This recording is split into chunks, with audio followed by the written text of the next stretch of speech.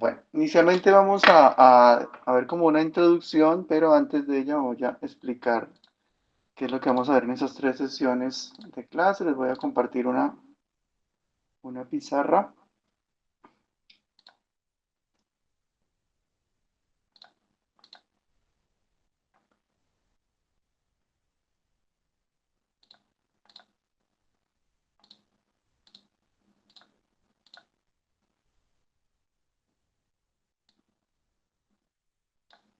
para hacer como una hoja de ruta acerca de lo que vamos a desarrollar. Bueno, lo primero que hay que mencionar, ay, qué pena.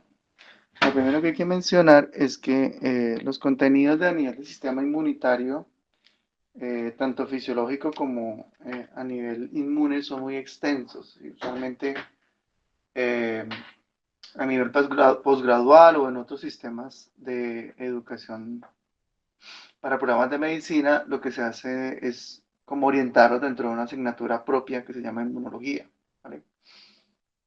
Inmunología, ¿sí? Ya sea a nivel posgradual o a nivel de pregrado. Pues la configuración curricular de nuestro programa pues no da una especificidad frente a este campo y lo que vemos son, bueno, particularmente 3 semanas de este curso. Lo que quiero hacer entender es que eh, es muy difícil ver toda una fundamentación inmunitaria en tan corto tiempo, pero sí podemos tener por lo menos unas bases que les permiten a ustedes eh, por lo menos profundizar de manera autónoma y configurar la lectura en algo que puedan ir construyendo desde su eh, configuración teórica, ¿vale? Por tanto, dentro de esta parte inmunológica, la bioquímica sirve de un refuerzo importante para los aspectos fisiológicos y fisiopatológicos que ven con el doctor Barbosa, fisiológicos y fisiopatológicos. Y nosotros nos vamos a centrar esencialmente en aspectos netamente de señalización, ¿sí? Entonces vamos a conocer, por ejemplo, lo que tiene que ver con las citoquinas,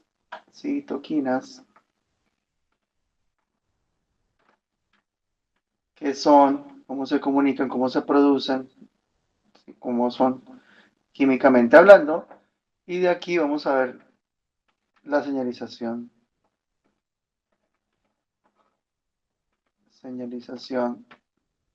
de células B y señalización en células T.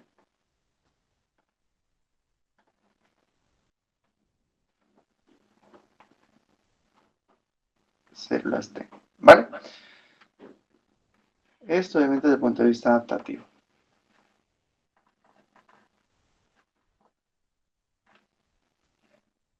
Luego hay una parte importante, aquí hay un artículo que yo les voy a, bueno, lo encuentran ahí en el Dropbox, ahorita por favor, ya les voy a mostrar los correos que tengo, si no está alguien en el listado, por favor me lo indica en el chat para poderle compartir toda la información del curso. Eh, un artículo y sobre ese artículo van a hacer algunas preguntas. Es un poco extenso, entonces no lo van a leer todo, van a leer creo que 3, 4 páginas. 3, 4 páginas, ¿sí? Para poder, digamos, como profundizar y darle mejor aterrizaje a la parte de citoquinas, que es la señalización de citoquinas.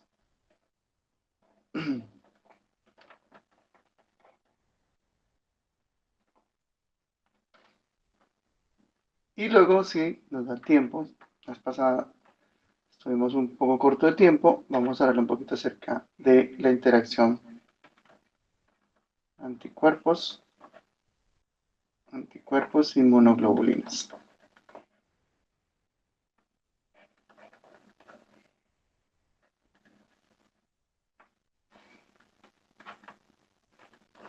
Listo, esto a grandes rasgos, porque pues cada una de esas cosas tiene subtemas y de esa manera lo vamos a ir evidenciando. Les voy a mostrar un poco el artículo. Es este.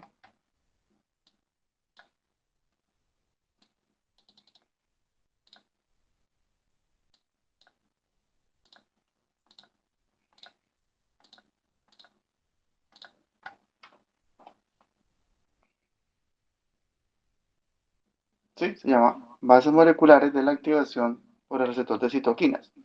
Y acá, bueno, como les digo, es un poco extenso, entonces vamos aquí a revisar página 1, 2, 3 y hasta acá, ¿vale? Vamos a revisar solo hasta acá, que es la página 502. Entonces, desde la 509 a la 512 de este artículo lo encuentran en el Dropbox. De todos modos, ahorita se lo comparto a Verónica también para que lo tenga ahí a la mano. Y de ahí van a salir algunas preguntas del quiz, ¿vale? Sin embargo, pues mucho de lo que está en el artículo yo lo voy a tratar en clase, entonces será como una manera de reforzar el conocimiento sobre ese tipo de temas. Si vamos bien y tenemos un poco más de tiempo, entonces profundizamos en otros aspectos de señalización asociados a eh, la función inmunitaria, como por ejemplo son los receptores de tipo TUR, que es otro tema importante y fundamental en la función inmune. ¿Listo? Bueno, entonces esos son a grandes rasgos los aspectos que vamos a ir desarrollando. Vamos a hacer una introducción muy rápida. No sé si ya vieron clase con el doctor Barbosa y posiblemente ya él les contó lo que yo les voy a decir ahorita. Pero yo no me voy a quedar mucho acá. Solo es para hacer como una antesala acerca de los temas que vamos a ir viendo.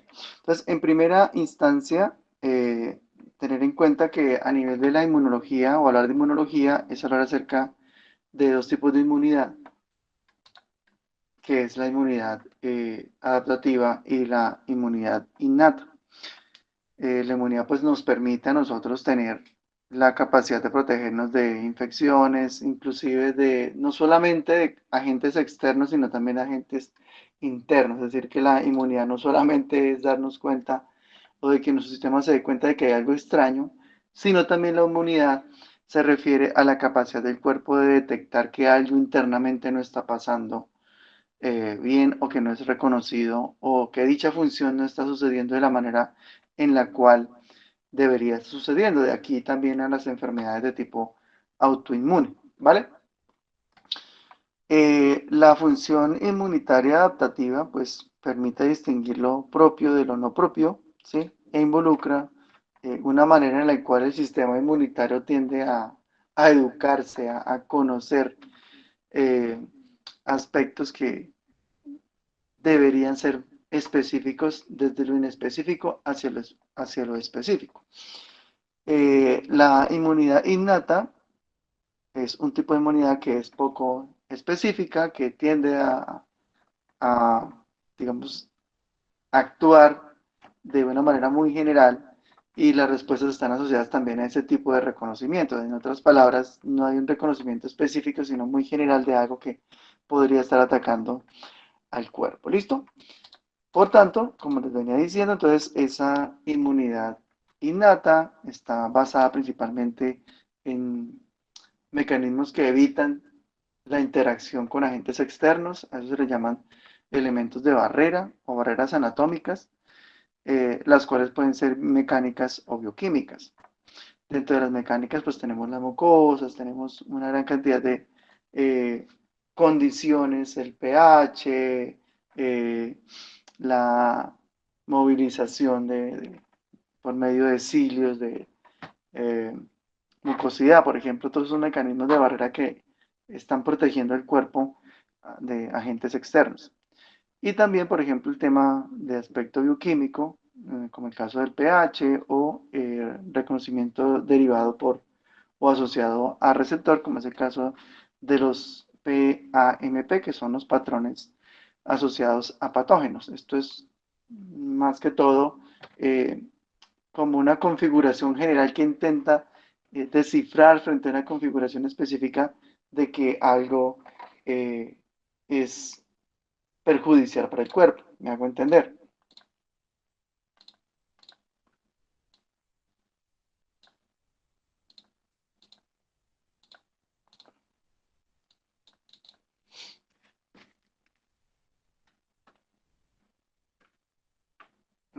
Por ejemplo, el reconocimiento inmunitario, ¿sí?, de una célula en particular puede indicar que determinada secuencia, por ejemplo, un polisacárido que está expuesto en una bacteria, es como un tag o una marca inequívoca de peligro, ¿sí? Entonces, esto es un patrón de reconocimiento general.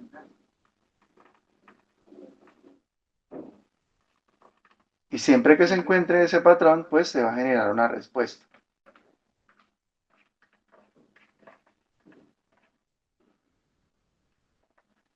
El problema con esto es que cada vez que encuentra ese patrón se genera una respuesta y en ocasiones, pues no siempre que se encuentre ese patrón, esto indica peligro. Peligro. No siempre. Y esto hace que la respuesta en ocasiones sea inespecífica.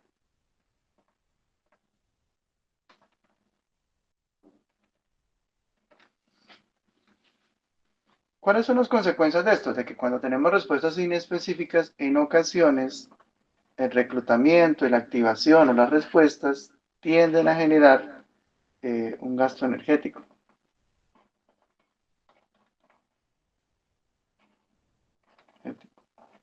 Entonces, evolutivamente, porque el sistema inmunitario es una consecuencia evolutiva del sistema, lo que se busca obviamente en muchos sistemas metabólicos es reducir el gasto energético y evitar una respuesta mm, repetitiva frente a un patrón.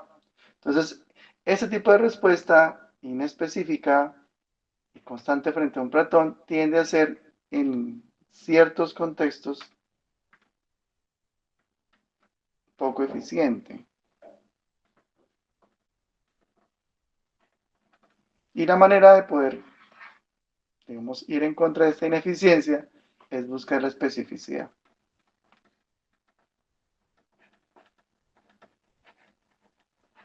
¿Ok? Saber exactamente si esto es un peligro o no. Si no es un peligro, pues yo no genero una respuesta, no gasto energía en ello y aquí tengo un correcto balance. Si sé reconocer muy bien, vuelvo mucho más eficiente el sistema inmunitario y esta especificidad es un reflejo de ello. Entonces la especificidad ahora va anclada no a un sistema inespecífico de reconocimiento de un patrón general que se llama PMAP, ¿sí? Patrón de reconocimiento de patógenos, ¿sí? Sino que vuelvo el sistema mucho más eficiente y ahora lo vuelvo específico. Y eso está derivado de lo que se denomina inmunidad adaptativa.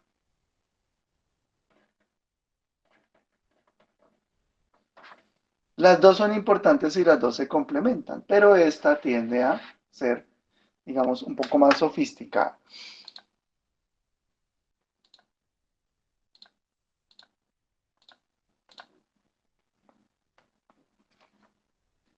Entonces, a partir de esa especificidad, entonces, o especificidad o inespecificidad, es importante que se dé un reconocimiento.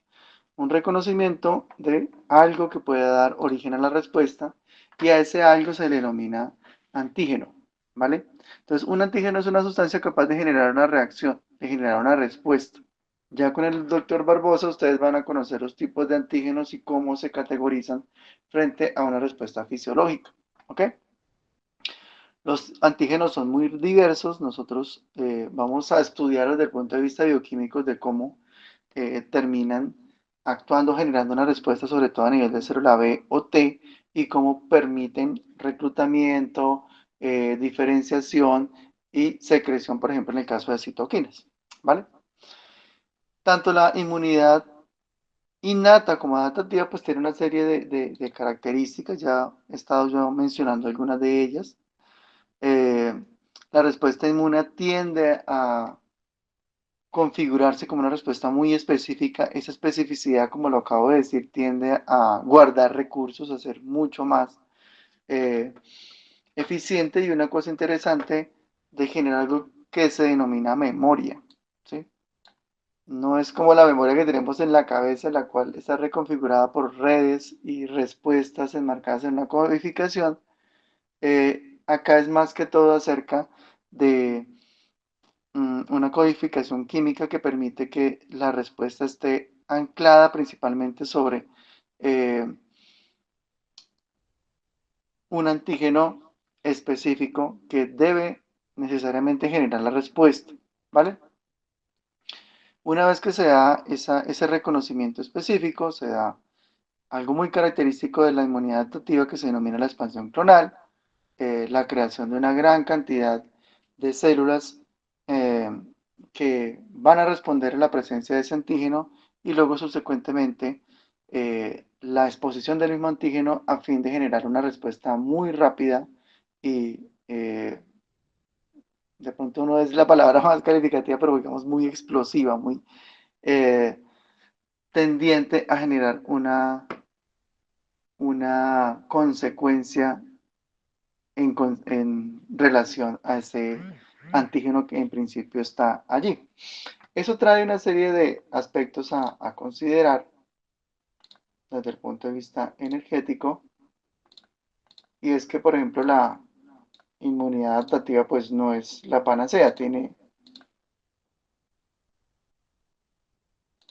algo particular. Como lo acabamos de ver en la presentación, lo voy a traer acá un momentico para recordarlo. Dice que la memoria permite generar algo que se denomina expansión clonal. Entonces, la expansión clonal no es sino, en palabras muy sencillas, proliferación. Proliferación es decir, división celular.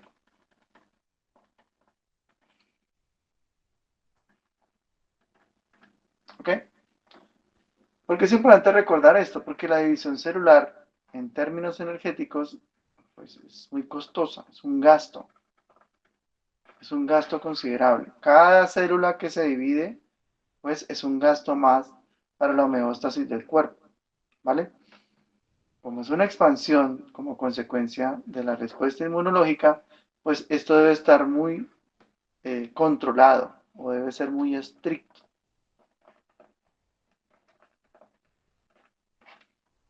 ¿Qué significa eso?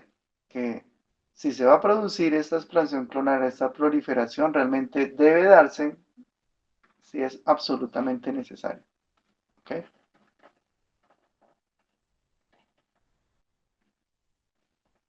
Necesario.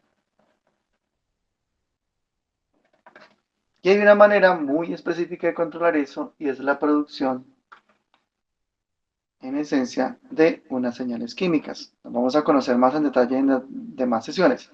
Se llaman citoquinas. Las citoquinas son un nombre genérico, ¿vale? Nombre genérico.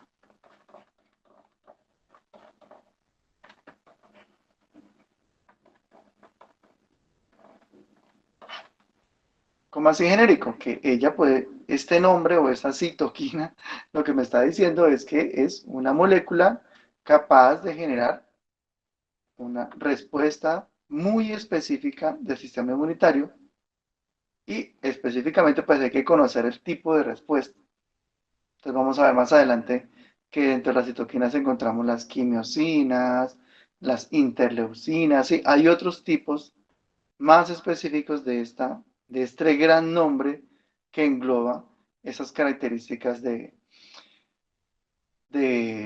respuesta inmunitaria. Por definición, las citoquinas van a tender, algunas de ellas, no todas, a que las células se dividan, ¿sí? En un contexto determinado y deben hacerlo en un contexto rápido y muy vigoroso, es decir, la proliferación no debe tomar semanas, debe ser rapidísimo. Es decir, que se combate rápidamente mediante un incremento exorbitante de la división. Es decir, que las citoquinas son altamente proliferativas, bueno, las que están encargadas de esto, altamente proliferativas, inducen la proliferación. ¿Qué ventajas tienen? Que permiten una respuesta rápida. ¿Qué desventajas tienen? De que no se puede exacerbar este, como esta propiedad. porque terminaría siendo muy perjudicial para el cuerpo. ¿Por qué? Esencialmente porque se dividirían muchísimas células y esas células tienen un fin específico, ¿vale? En otras palabras, se incrementa el ataque, ¿sí? Por ejemplo, tenemos el ataque, las células se dividen,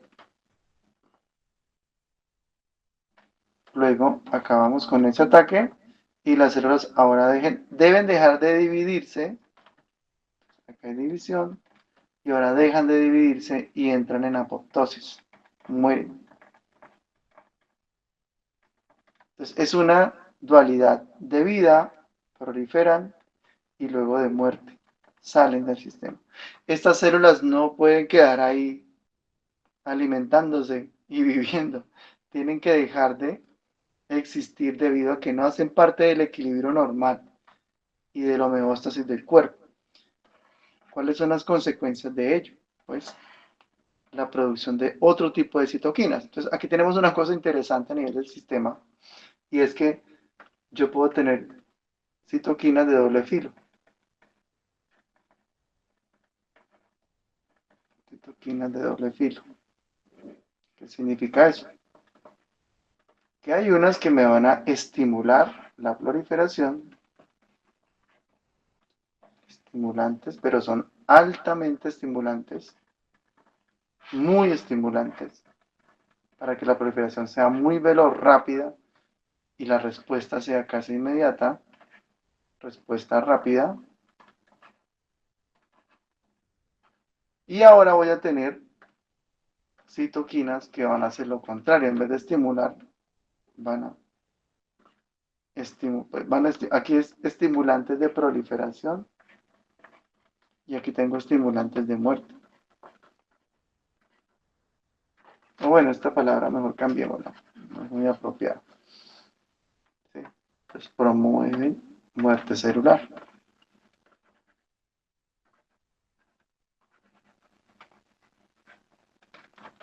¿Listo?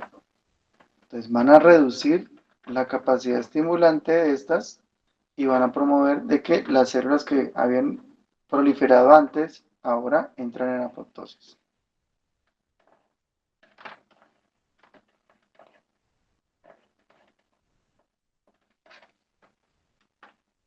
Acá hay una cosa interesante y es el momento. ¿Cuándo?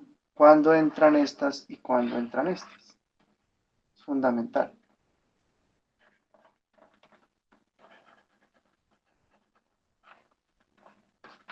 ¿Cuándo entra uno y cuándo entra la otra? Para poder responder eso y para poderlo, digamos, como interiorizar, es fundamental recordar de que el sistema inmunitario, a diferencia de otros sistemas, como por ejemplo el sistema respiratorio, cardiopulmonar, renal, que está basado esencialmente en la función orgánica, ¿sí?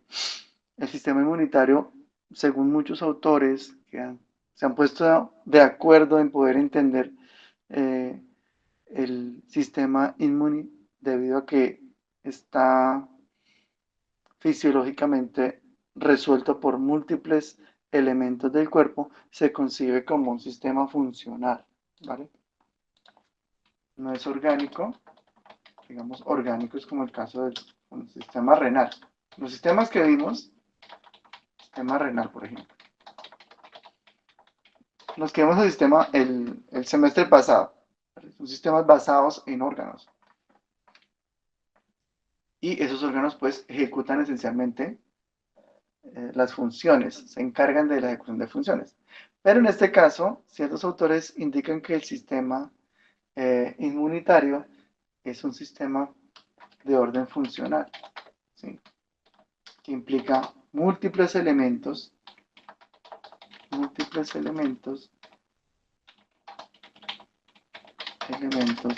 que interactúan. ¿Okay? Eso es muy bueno concebirlo para poder interpretar porque en principio hay una dificultad importante en poder saber en esencia qué es lo que hace el sistema inmunitario. Sabemos que nos defiende, pero a veces es muy difuso conocer exactamente cómo lo está haciendo, ¿vale? Entonces, eso era lo que muchos autores nos dicen como un sistema funcional. Y les muestro un poquito acerca de esta parte teórica. ¿Ok?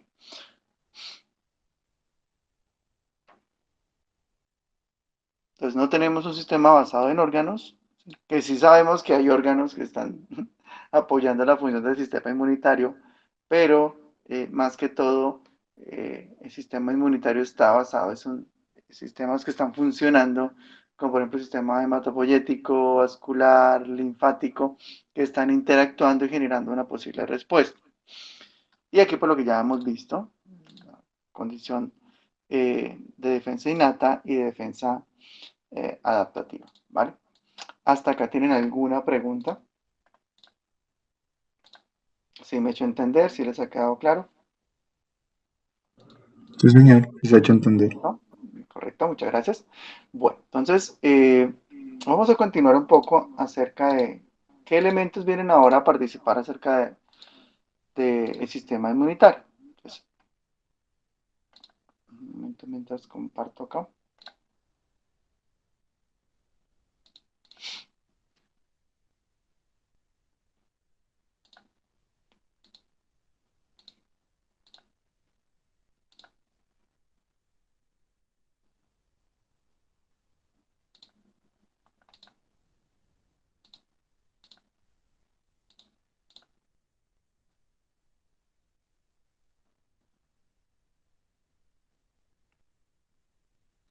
Listo. Entonces, dentro de los elementos, muchos de ustedes ya los conocieron cuando vieron, por ejemplo, hematología.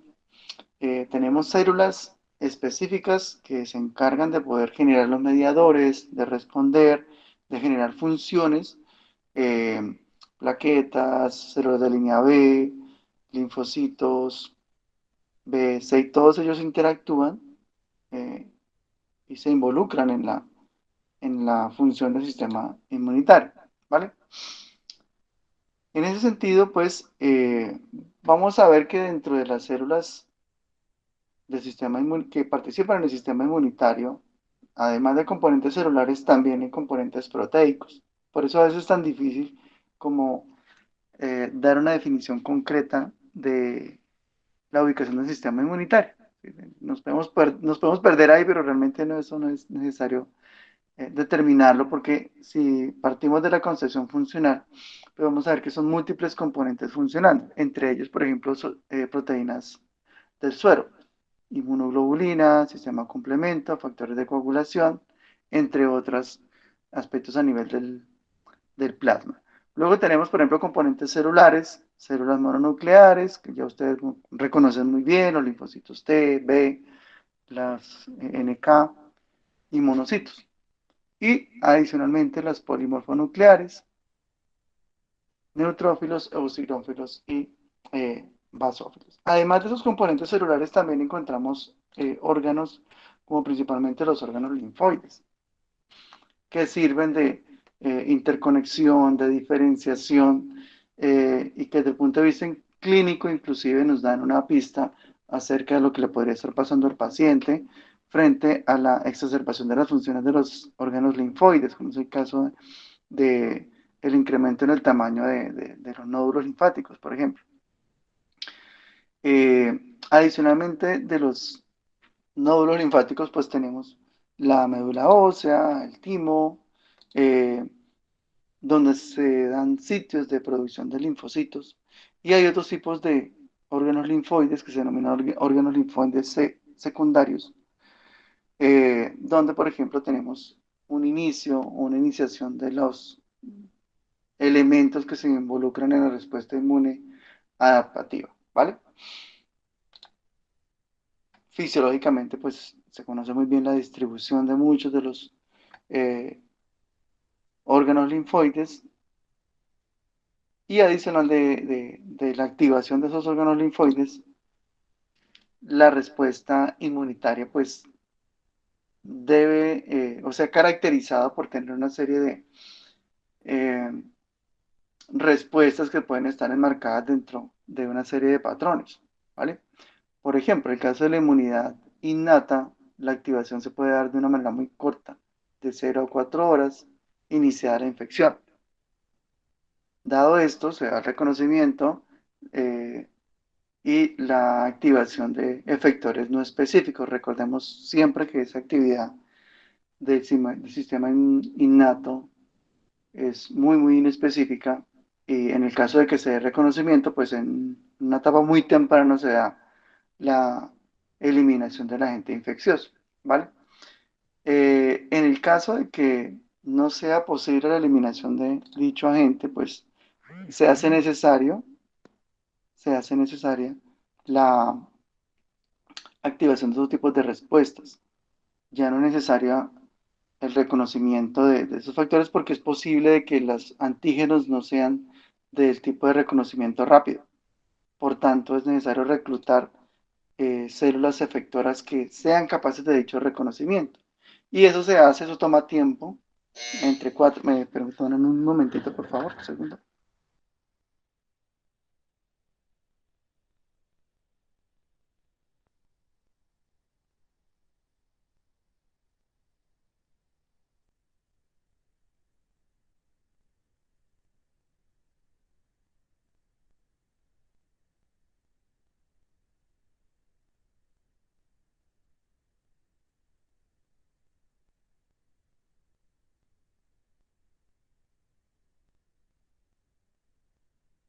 Gracias por la paciencia. Bueno, entonces acá lo que les estaba diciendo es necesario el reclutamiento de otras células. Más adentrado al curso vamos a ver cómo se da ese reclutamiento y de qué manera se da ese proceso que puede ocurrir entre pasadas las primeras 4 horas de la actividad innata hasta 96 horas, hasta la eliminación del agente infeccioso. Si esto no es posible, entonces es necesaria otro mecanismo que permita el reconocimiento y la eliminación, que es donde viene, por ejemplo, el caso de la expansión clonal. Entonces, esto necesariamente debe ser una respuesta adaptativa. La expansión clonal, como les había mencionado yo anteriormente, se da esencialmente cuando eh, es absolutamente necesario. ¿Sí? O sea, el cuerpo va a evitar lo más posible no recurrir a ella, pero cuando ya no hay manera de eliminar el agente infeccioso, pues debe recurrir a esa expansión clonal. Lo digo porque, vuelvo y lo reitero, es algo que esencialmente es muy costoso para el cuerpo, ¿vale? Recurrir a la expansión clonal es necesario, es urgente hacerlo, principalmente porque la expansión del agente infeccioso puede resultar en un peligro para la vida. Entonces, sí o sí hay que gastar y hay que movilizar recursos energéticos, hay que movilizar glucosa, lípidos, bueno, de todo, para poder dar un soporte metabólico y un soporte energético a la división celular, porque es muy costoso. Entonces, ¿por qué les estoy diciendo esto? Porque cuando vayamos a ver la actividad de las citoquinas, vamos a ver que no solamente son proliferativas, sino que ellas también van a subir la glucosa en sangre, es decir, van a movilizar recursos, lípidos, van a generar un, un contexto metabólico en el cuerpo que está directamente orientado hacia el proceso inmediato de proliferación y de expansión clonal, porque es lo que en ese momento le va a permitir al cuerpo pues responder ante ese estado crítico, ¿ok? Todo eso lo vamos a relacionar con la señalización y sobre los eventos bioquímicos que van a ocurrir en la acción, por ejemplo, de las citoquinas.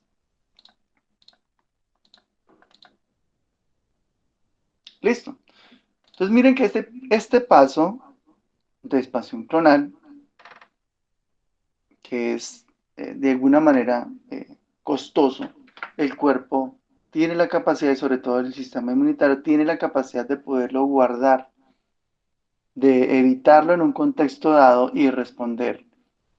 Es decir, que cuando nosotros guardamos o tenemos memoria inmunológica, lo que está pasando es que nuestro cuerpo tiende a volverse mucho más eficiente en la respuesta para evitar de nuevo una subsecuente expansión clonal.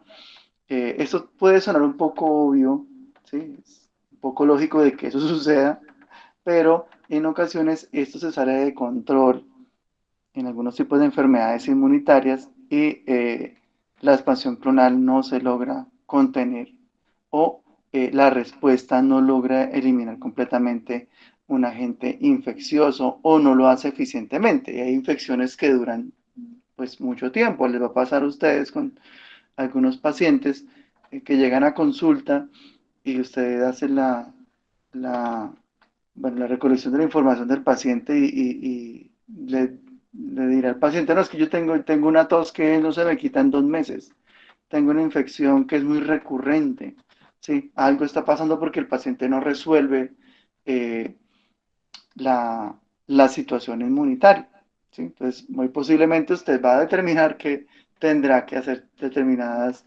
exámenes, no sé, punto VIH, hepatitis, bueno, algo está pasando con su sistema inmunitario porque el paciente no logra resolver. Usualmente, la gran mayoría de las respuestas inmunitarias deben resolverse en un par de días, 2, 3 días, ¿vale? Máximo una semana.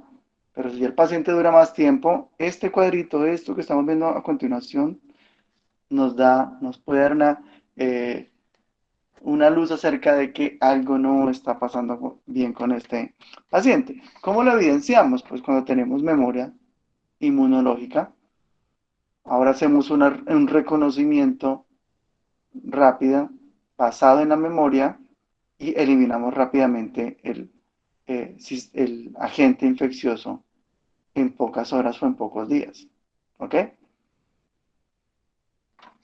Eso nos hace ver el sistema de memoria inmunológica de una manera diferente. No solamente anclada a reconocerlo, sino también en tener una reserva energética, de evitar una nueva expansión clonal, porque eh, en términos bioquímicos y energéticos no es bueno para el cuerpo. Tiene que ser necesario, porque sí o sí hay que eliminar el agente infeccioso, pero es mejor tener la memoria como consecuencia de eh, una próxima respuesta eficiente al cuerpo. ¿Listo? Bueno, aquí hay otros elementos que ustedes lo van a revisar con el doctor Barboso. Yo no me voy a quedar acá y particularmente porque yo tengo que retirar un poco más temprano debido a que nos citaron a una reunión del departamento, pero yo les compenso el tiempo en los temas para que no haya problema. Entonces, la manera en la cual esto funciona es una manera de verlo, es a partir de la secreción de citoquinas. ¿Ok? ¿Qué son citoquinas? ¿Qué son esas moléculas?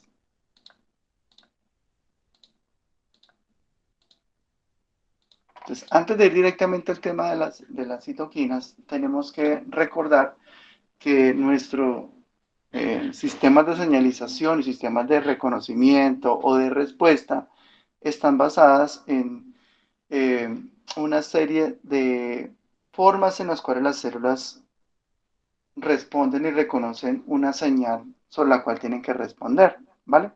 Esencialmente las citoquinas son moléculas, primero son pequeñitas en términos proporcionales, por ejemplo, en el caso de una proteína, en tamaño una proteína, digamos en promedio, tiene una serie de 300, 400, 600 kilodalton, una proteína, y las citoquinas son esencialmente como péptidos con un tamaño pues, más que todo pequeño, menos de 30 kilodalton a nivel molecular. Otra característica que tienen las citoquinas es su altísima especificidad, es decir, que existe una afinidad entre la citoquina y su receptor que se explica a nivel de la energía de interacción, pero que también se explica a nivel de la concentración de citoquina que se requiere para generar una respuesta. ¿Ok? Y acá me voy a hacer entender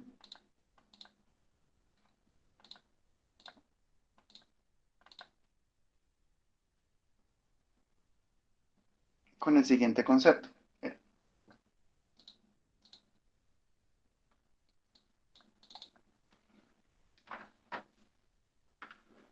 Yo aquí tengo, por ejemplo, una célula y esa célula tiene, digamos, receptores. Esos receptores, pues, son los encargados de hacer el reconocimiento de moléculas. Entonces, acá yo tengo receptor Acá tengo la membrana, por ejemplo, la membrana celular, y aquí tengo mi molécula. Genéricamente lo voy a llamar ligando.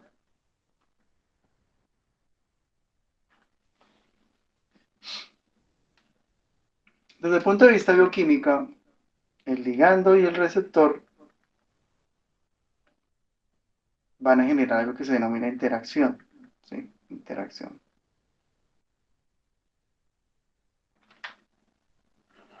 Voy a mover esto acá un poquito. Aquí tengo mi receptor. ¿Ok? Y aquí tengo el ligando. Acá tenemos el famoso concepto de llave cerradura. Entonces hay una interacción entre la forma del ligando, la forma del receptor y ellos interactúan. ¿Sí? Algo los hace atraerse. ¿Vale? Démosle un nombre a eso, una fuerza de interacción.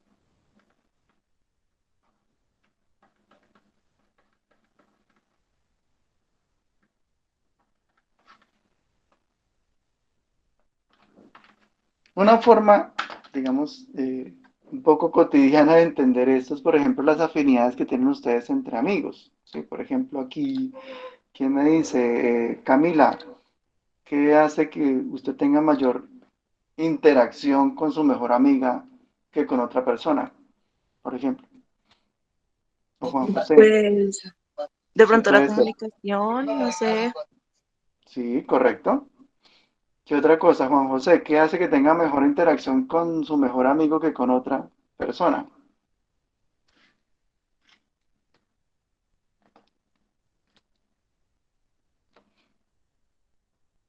Sí, debe existir algo que de alguna manera favorece la interacción, la comunicación, la confianza, que tienen más tiempo, múltiples propiedades que pueden hacer que usted tenga una mejor afinidad con una persona que con otra. ¿Sí? Eso es un fenómeno social, un fenómeno personal. Si lo trasladamos a nuestro ejemplo, debe existir algo debe existir entre el ligando y el receptor, alguna propiedad que puede favorecer que haya una mejor interacción, ¿vale?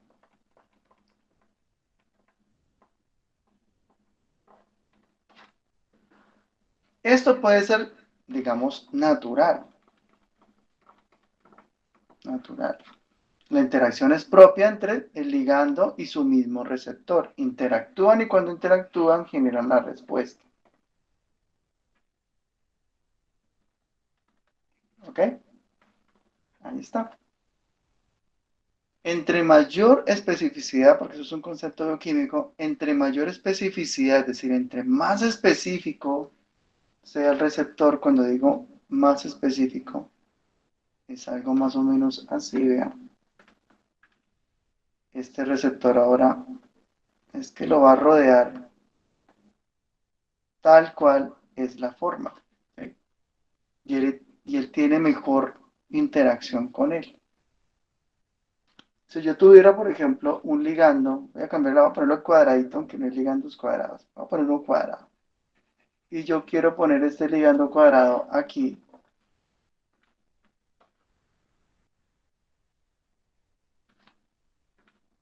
Miren lo que sucede.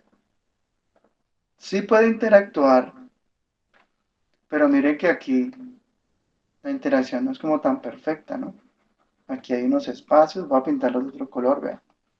Aquí hay como que un espacio, no hay buena interacción, ¿sí? Algo pasa. Esta parte como que se interactúa bien, pero no hay un ajuste cercano al receptor. Esa interacción en términos reales se da entre el ligando y unos aminoácidos porque los receptores son proteínas, ¿ok? Entonces cuando el ligando llega a su receptor, hay una interacción específica con determinados aminoácidos, ¿ve? ¿Sí ven?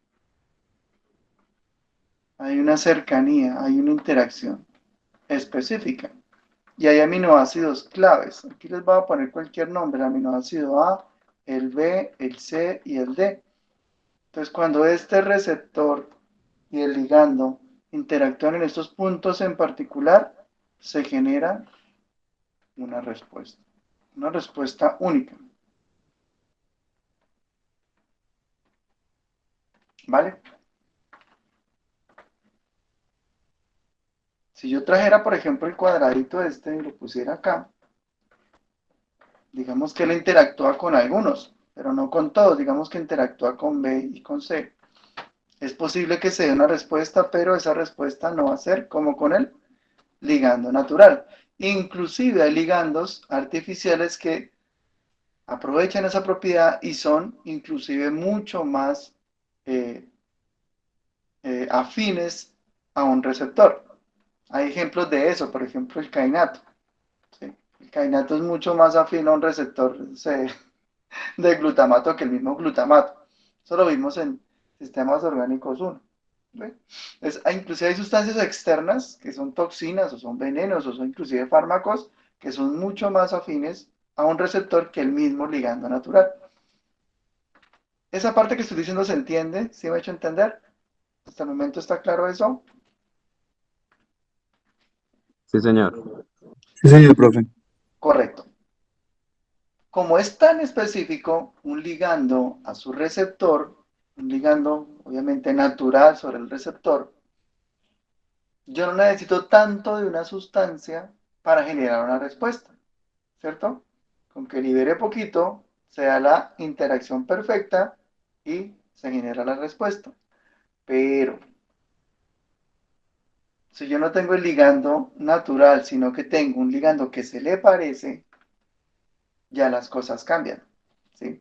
Porque, digamos, va a ser una interacción entre, digamos, C y D, pero no hace con A y B. Entonces tendría que tener otro ligando que tenga la capacidad de activar los otros dos o generar una respuesta similar. ¿Ven? Con A, con D, con C, con B. Entonces, eso tiene variaciones en la respuesta. La respuesta varía. Y una manera de compensar es incrementando la cantidad del ligando.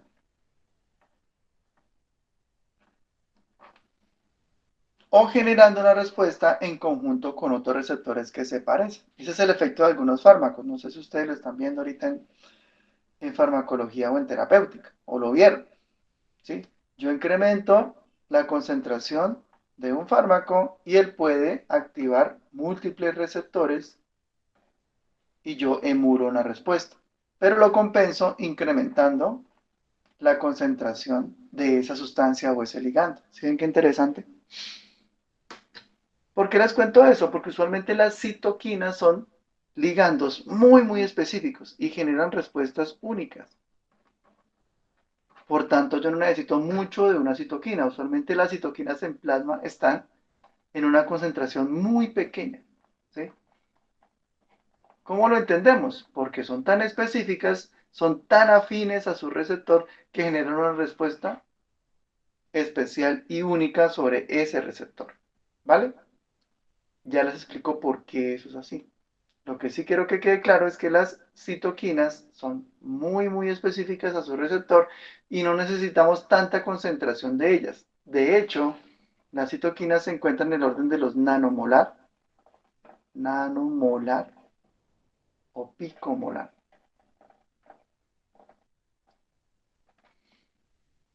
Para que nos hagamos una idea, mili es 1000 veces menos, micro, micro es 1.000.000 de veces menos y nano es 1.000.000.000 de veces menos.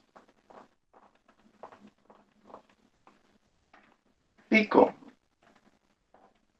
es 1.000.000.000 de veces menos. Es 1.000.000.000 de veces menos. Entonces, las citoquinas se encuentran en este orden, es decir, en una concentración muy, muy pequeña en plasma. muy, muy pequeñita. ¿Por qué están en esa concentración tan pequeña? Porque son muy específicas. Y su secreción es muy controlada.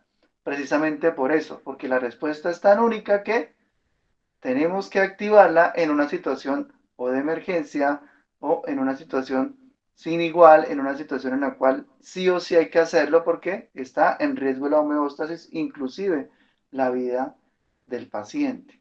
¿Ok? Entonces, eso es bueno que lo tengamos muy, muy en cuenta. La respuesta es una respuesta muy controlada. Muy controlada. ¿Vale? ¿Hasta ahí vamos bien?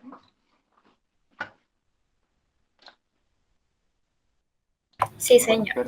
espero que sí. Bueno, correcto. Entonces, por eso aquí en la presentación nos dicen que nuestras citoquinas de forma activa, es decir, ya actuando, están en el orden de los picomoles. Muy, muy poca. Muy poca concentración de ellas es suficiente para generar una respuesta. ¿Vale? La cadena de eventos que se suscitan cuando se libera una citoquina está dada, obviamente, por un estímulo, por una célula que produce la citoquina. Si no hay estímulo, no hay producción. Empezando por ahí. Es decir, que no hay una liberación eh, concurrente, no hay una liberación constitutiva de citoquinas. Debe existir un estímulo específico y especial para que se libere. Se libera la citoquina, va a la célula blanco, activa el receptor y genera un efecto biológico. Ya hemos visto, ya hemos tenido a lo largo de la clase, de la sesión del día de hoy, una serie de pistas sobre qué es lo que van a hacer estas citoquinas, ¿cierto? Ya sí o sí no nos puede olvidar que muchas de ellas son proliferativas. Van a inducir proliferación, es decir, van a inducir que las células se dividan. No se nos olvide eso. Voy a listarlo para que no tengamos problema con esto. Primero, hablando en términos genéricos, las citoquinas van a inducir proliferación. ¿Vale? Proliferación. Dos, nuestras citoquinas van a inducir movilización energética. Vamos a movilizar recursos. ¿Sí? Vamos a movilizar energía. ¿Por qué lo hacen? Porque van en línea con lo primero que acabo yo de decir. Si tú no tienes energía, no hay manera de proliferar. Que el paciente está en estado crítico y no puede comer bien, no importa. Las citoquinas son tan poderosas que van a movilizar energía de donde esté, de los músculos, de la grasa, de la reserva que haya, van a estimular movilización porque es urgente que esté disponible esa energía para que las células proliferen, las que tienen que hacer. ¿Ok? Y tres, hay un elemento importante en el rol de las citoquinas y es su función de diferenciación. ¿Vale? Es hacer que unas células que están sin labor adquieran una labor. Unas células que están dormiditas despierten. Unas células que están funcionando allí, unas células que están sin función, ahora adquieran una función. Una célula T que está sin hacer nada, ahora esta T conviértase en una T helper, una T. Bueno, ya vamos a ver eso a posteriori para no enredar la cosa. Y va a ser inducido por una citoquina, ¿vale? Hay maneras en las cuales eso sucede, mediante una serie de receptores especiales que ya describiremos en una sesión posterior, ¿vale? Aquí vemos un esquema de los eventos que se suscitan allí, ¿sí? Inducción, producción de la citoquina, respuesta, señal.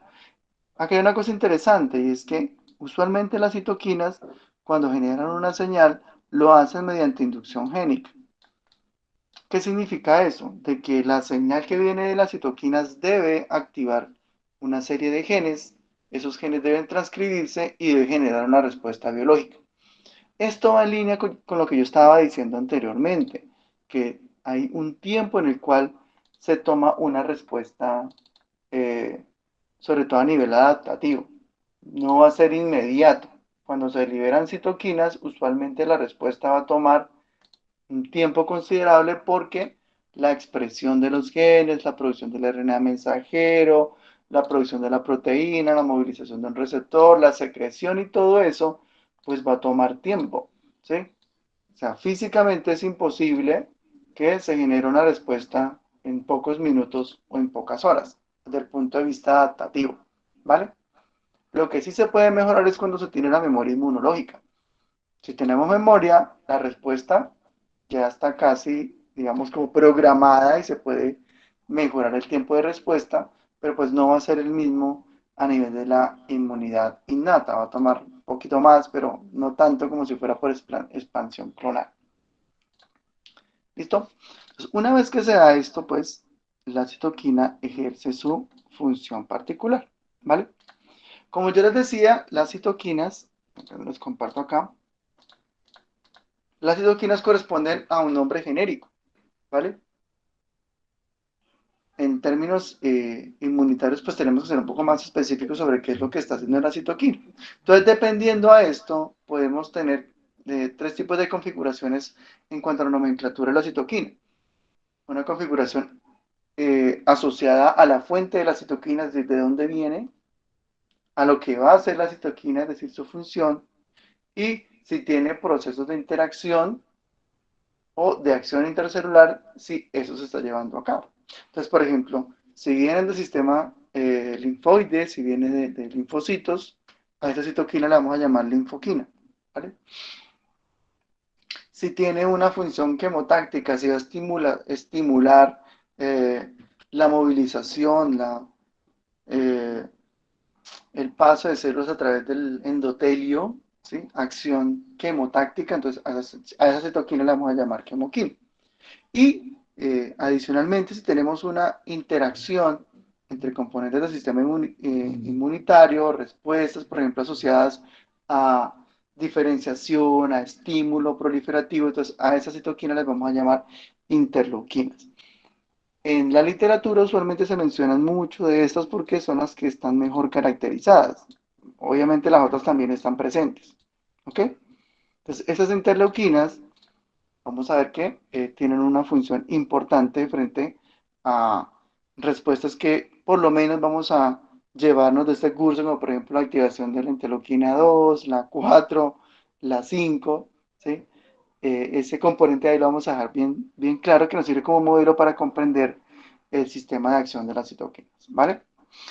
Por otro lado, las citoquinas también tienen la capacidad de generar respuestas en células propias. Ellas mismas se pueden afectar por su misma secreción. A eso se le llama señalización autocrina. Pueden afectar a las células vecinas, las que están cercanas a las células que están produciendo la citoquina, o inclusive pueden afectar a células que están a una distancia, sobre todo apartadas por el sistema circulatorio. Entonces, a ese tipo de señalización se le llama señalización endocrina, ¿vale? Aquí vemos un ejemplo gráfico de cómo es este proceso, ¿sí? Autocrino, la célula produce su misma citoquina y se autoactiva la acción paracrina mediante la activación de una célula cercana y la acción endocrina en donde es necesaria la acción del sistema circulatorio para poder movilizar la citoquina hasta la célula blanco. ¿Ok? Otra cosa interesante de las citoquinas es que su función, es decir, lo que ellas hacen en particular, su función puede tener, y acción puede tener diferentes connotaciones. Aquí vamos a ver unas que son importantes. Hay una que se llama acción pleiotrópica, ¿sí? La acción pleiotrópica es cuando ella tiene la capacidad de afectar a células múltiples de diferente tipo. Diferentes tipos de células son afectadas por esta citoquina. Hay otro tipo de acción que se llama acción redundante. De pronto aquí no queda muy claro, ya vamos a ver una figurita para que quede un poquito más claro. Redundante, donde múltiples citoquinas afectan al mismo tipo de célula, ¿vale? Esa es la redundante. Tenemos la acción sinérgica, en donde dos citoquinas, dos o tres citoquinas cooperan para generar una respuesta, ¿ok? Tenemos una acción que se llama acción antagónica. Entonces, la acción antagónica hace que se pueda anular o se pueda activar una acción que estaba dormida o estaba anulada como consecuencia de la liberación de la citoquina. ¿sí? Y tenemos la acción en cascada, en donde las citoquinas pueden actuar de manera secuencial. Primero la 2, luego la 4, luego la 5. Eso puede ser una manera de verlo. Vamos a ver las figuritas para que tengamos, desde el punto de vista gráfico, claridad sobre estos conceptos. Entonces, aquí tenemos el tipo de acción pleiotrópico. Entonces, una célula libera, en este caso para nuestro ejemplo, la interleuquina 4. Entonces, aquí tenemos una TH activada, una celulita inmunitaria activada, y esa TH secreta una citoquina que se llama interleuquina 4. Entonces, esta interleuquina va a afectar diferentes tipos de células. Va a afectar o va a generar una respuesta en el linfocito B, en un timocito y en un mastocito. ¿Ven? Las células son de diferente tipo. Inclusive el efecto puede ser diferente.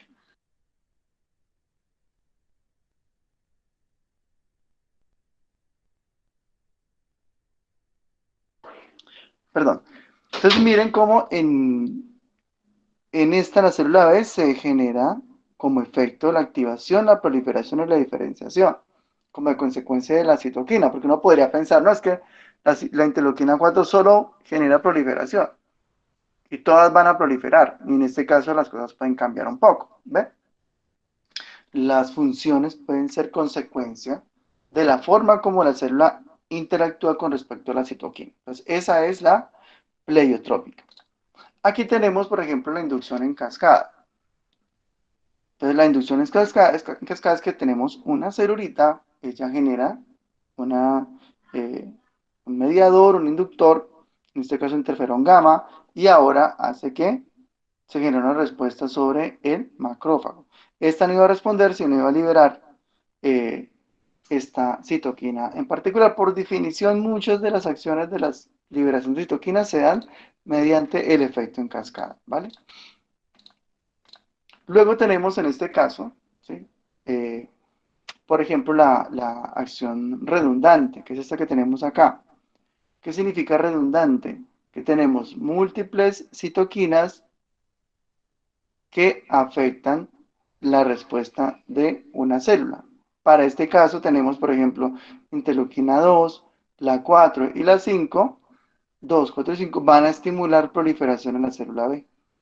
Si llega a la 2, prolifera. Si llega a la 4, prolifera. Si llega a la 5, prolifera. Significa que esta acción se repite, ya sea que esté cualquiera de estas citoquinas, generadas por en este caso, este linfocito T activado, ¿vale?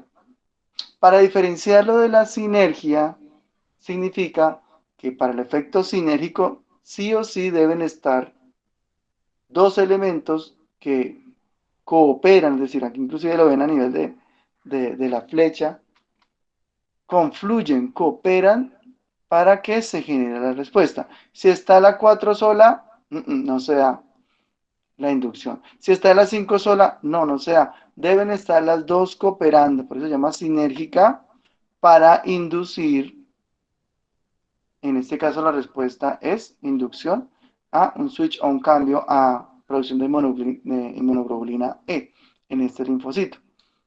¿Ven? Y por último tenemos la acción antagónica. Entonces, en este caso vemos que la interleuquina 4 ya sabemos que induce proliferación, pero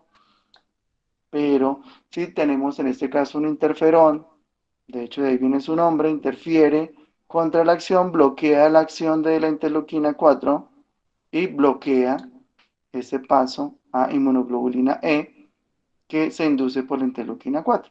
¿Vale? Acá pues no es inmediato, que hay pasos sucesivos para que eso suceda, pero el interferón inmediatamente anula el efecto o hace una contrarregulación del efecto de la interleuquina 4. ¿Vale? Bueno, y aquí también tenemos el efecto en cascada que habíamos visto anteriormente, ¿sí? Producción de interleuquina 2, activación y luego efecto en cascada de la citoquina. ¿De esos efectos hay alguna pregunta? ¿Si les quedó claro?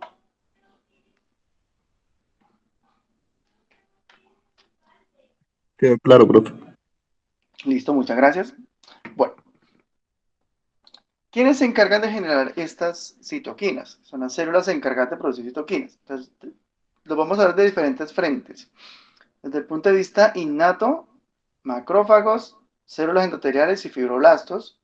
Y desde el punto de vista adaptativo, los linfocitos, los macrófagos y las NK. Importante caracterizar, es muy posible que ustedes ya las tengan ya leídas. Vamos a ver aquí un ejemplo cuando ya cerramos la clase, ¿vale? Principalmente sobre citoquinas representativas del sistema inmunitario. Pilas con este cuadrito, lo voy a estar preguntando. A nivel del sistema inmunitario, innato, interleuquina 1, factor de necrosis tumoral, 12, 6, interferón gamma y beta. Entonces, estas son citoquinas características de esta respuesta. ¿Quién las produce? Generalmente los macrófagos son los principales protagonistas de la secreción de las citoquinas a nivel inmunitario. Y aquí tenemos una respuesta que obviamente, como estamos hablando del sistema inmunitario innato, pues las respuestas van a ser netamente asociadas a proteínas de fase aguda, de fiebre, de inflamación, ¿okay? Respuestas muy inespecíficas frente a un atacante o invasor, ¿vale? Y luego tenemos citoquinas representativas. Citoquinas hay muchísimas, ¿no? En este curso no las vamos a ver todas, pero sí nos vamos a llevar por lo menos un modelo de lo que hacen muchas de ellas a nivel de señalización y de acción sobre los tejidos, ¿ok? Entonces, por ejemplo, a nivel adaptativo, ya nos aprendemos la 2, la 4, la 5, la interleuquina, por ejemplo, 25, los factores de crecimiento transformante, o TGB, hay varios, alfa, beta, gamma, ¿vale? El interferón gamma, y aquí tenemos esencialmente células que han sido inducidas o activadas para hacer la generación y la producción de estas citoquinas. Las células T, TH2, TH1, ¿sí? Macrófagos, y se encargan principalmente de generar factores de inducción o factores para producir inmunoglobulinas, ¿vale? ¿Hasta acá hay alguna pregunta? No, señor, ninguno. No, señor Bueno, profe. les queda este tiempo, por favor. Voy a compartirle a Verónica ahorita mismo el artículo para que lo vayan por lo menos revisando. Aprovechen el tiempo y nos vemos dentro de 8 días. Dios mediante, muchachos. Muchas gracias por su asistencia.